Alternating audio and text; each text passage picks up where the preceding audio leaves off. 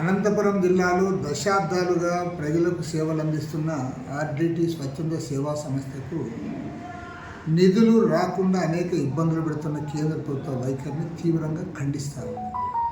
ఎందుకంటే ఇవాళ కేంద్రంలో అధికారంలో నరేంద్ర మోడీ ప్రభుత్వం ప్రతి విషయాన్ని మత దృష్టితో చూస్తూ ఉన్నారు తప్ప వాస్తవ దృష్టితో చూడడం లేదు.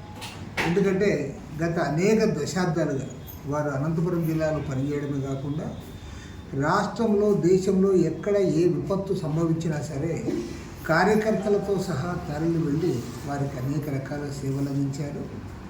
సేవలు అందించడమే కాకుండా ఇవాళ అనంతపురం జిల్లాలో ఉన్న పేద వర్గాల్లో ఎంతో సంతోషం నిండి ఉందంటే వాళ్ళకి ఇల్లు కల్పించడంలో, ఉపాధి కల్పించడంలో, అదేవిధంగా వారికి విద్యను అందించడంలో కూడా ఆర్డిటి కీలక పాత్ర పోషించింది.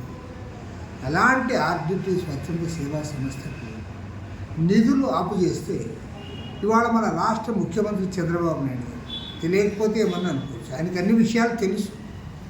పైగా వారి దగ్గర సమాచారం ఉంది. వారు స్వచ్ఛంద సేవా సంస్థగా పనిచేశారు తప్ప ఈనాడు కూడా మత మార్పిడులకు పూనుకోరు.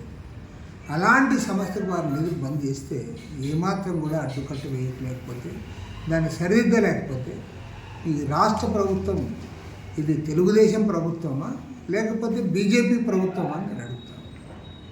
కాబట్టి అంటే గతంలో మేము ముఖ్యమంత్రి గారు రిప్రజెంట్ చేశాం, పార్లమెంటరీ పార్టీ నాయకులు కృష్ణదేవరాయలు గారికి కూడా రిప్రజెంట్ చేయడం జరిగింది.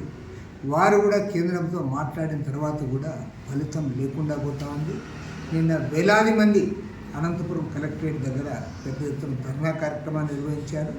ఇప్పటికైనా సరే ముఖ్యమంత్రి గారు స్పందించి వారికి ఉన్న అడ్డంకులు తొలగించకపోతే ఖచ్చితంగా నేను చెప్పగలను, ఇది కూటమి ప్రభుత్వం కాదు, చంద్రబాబు నాయుడు గారి ప్రభుత్వం కాదు, మోడీ కనుసన్నల్లో అమిత్ షా ఆదేశాలతో పనిచేస్తున్న ప్రభుత్వం అని చెప్పగా తప్పాలి.